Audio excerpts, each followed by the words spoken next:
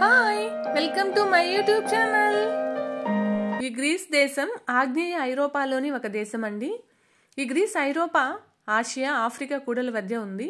అంతేకాకుండా గ్రీస్ సముద్ర తీర ప్రాంతం ప్రపంచంలోనే పొడవైన సముద్ర తీర ప్రాంతాల్లో 11వ స్థానంలో ఉంది. ఇక్కడ చాలా పెద్ద సంఖ్యలో దీవులు ఉన్నాయండి. పాశ్చాత్య నాగరికత విలసిల్లిన ప్రాంతంగా కూడా భావించబడుతోంది.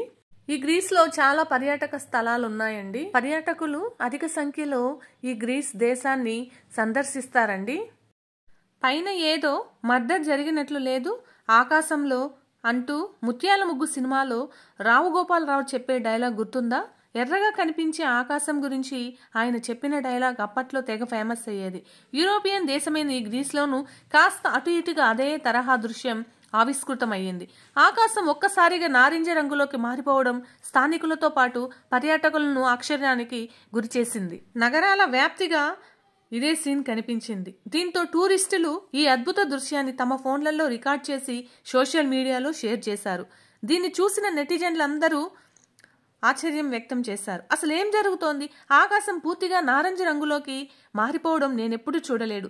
సూర్యుడు ఎటుపోయాడు అంటూ ఒకరు, ఇది యుగాంతానికి హింట్ కాదు కదా అంటూ మరో యూజర్ కామెంట్ చేశాడు.